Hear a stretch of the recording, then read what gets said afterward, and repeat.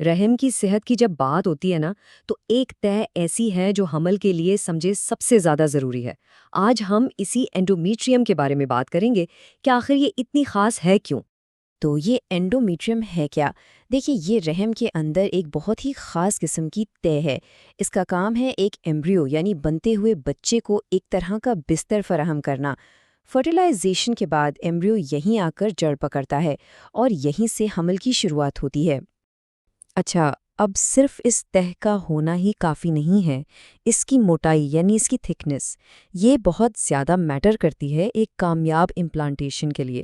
تو سوال یہ ہے کہ کیوں؟ چلیں اسی کو سمجھتے ہیں۔ اگر ہم میڈیکلی دیکھیں تو ایک صحت مند اینڈومیٹریم کی جو موٹائی ہے وہ عام طور پر 7 سے 14 ملی میٹر کے بیچ میں ہونی چاہیے، اور یہ پیمائش کی کب جاتی ہے؟ اکثر ماہواری کے فوراً بعد، کیونکہ یہی وہ وقت ہوتا ہے جب یہ طے بالکل نئے سرے سے بننا شروع ہوتی ہے۔ تو یہاں پر فرق بالکل صاف نظر آتا ہے۔ اگر یہ تہ 7 ملی میٹر سے کم ہو تو کامیاب امپلانٹیشن کے چانسز کم ہو جاتے ہیں۔ ایسا نہیں کہ حمل بالکل ناممکن ہے، لیکن ایک اچھی مناسب موٹائی ایمبریو کو ایک مضبوط اور صحت مند بنیاد دیتی ہے جہاں وہ آسانی سے جڑ پکڑ سکے۔ تو پھر سوال یہ اٹھتا ہے کہ آخر یہ تہ پتلی ہوتی کیوں ہے؟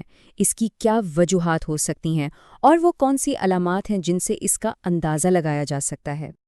دیکھیں، اس کی کئی وجوہات ہو سکتی ہیں۔ سب سے عام وجہ تو ہے ہارمونز کا بیلنس میں نہ ہونا۔ اس کے علاوہ جسم میں اگر کچھ ضروری غذائی اجزاء کی کمی ہو یا پھر رحم تک خون کا بہاؤ ٹھیک سے نہ ہو رہا ہو تو یہ چیزیں بھی اس تہ کو پتلا کرنے کا سبب بن سکتی ہیں۔ اور ان ساری وجوہات میں سے جو سب سے بڑا فیکٹر ہے وہ ہے ہارمونل بیلنس۔ خاص طور پر ایک ہارمون ہے ایسٹروجن۔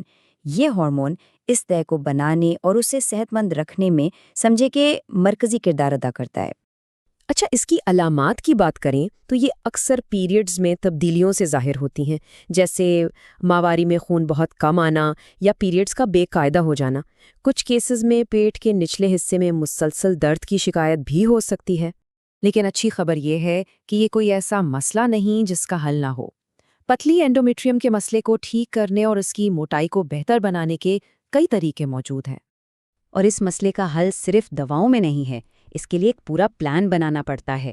سب سے پہلا قدم تو ہے ڈاکٹر سے مشورہ کرنا، لیکن اس کے ساتھ ساتھ اپنے لائف سٹائل اور خوراک میں تبدیلیاں لانا بھی اتنا ہی ضروری ہے۔ ڈاکٹر کی نگرانی میں کچھ میڈیکل ٹریٹمنٹس بھی کی جا سکتی ہیں، جیسے ہارمون تھراپی۔ یہ علاج کیا کرتے ہیں؟ یہ براہ راست اینڈومیٹریم کی گروتھ کو سٹیمیولیٹ کرتے ہیں، یعنی اس کی موٹائی بڑھانے میں مدد کرتے ہیں۔ میڈیکل علاج تو اپنی جگہ ہے، لیکن اس کے ساتھ ساتھ روزمرہ کی عادتیں بھی بہت بڑا فرق ڈال سکتی ہیں۔ تو چلیں دیکھتے ہیں کہ لائف سٹائل میں ایسی کون سی تبدیلیاں ہیں جو مددگار ثابت ہو سکتی ہیں۔ سب سے پہلے تو ایک بیلنس ڈائٹ بہت ضروری ہے۔ کیوں؟ کیونکہ کچھ وائٹامنز اور منرلز کی کمی سیدھا اس طرح کی صحت پر اثر ڈالتی ہے، خاص طور پر vitamin C, vitamin B complex اور فولک ایسڈ۔ یہ سب سیلز کی ہیلدی گروتھ اور خون کے بہاؤ کو بہتر بنانے میں بہت مدد کرتے ہیں۔ اور پھر آتی ہے ورزش، جو کہ ایک بہت ہی سادہ لیکن انتہائی فائدہ مند چیز ہے۔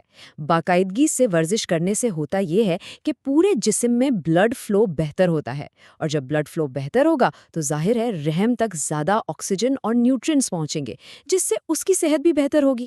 تو اصل بات کیا ہے؟ یہی کہ ہماری روزمرہ کی عادتیں ہمارے ہارمونل اور تولیدی صحت سے بہت گہرائی میں جڑی ہوئی ہیں۔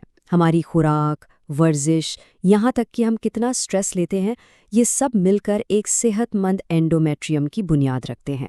اور یہ ایک طرح کی یاد دہانی ہے کہ ہمارے جسم کے اندرونی نظام کو بہتر بنانے کی طاقت اکثر ہمارے اپنے ہی ہاتھوں میں ہوتی ہے۔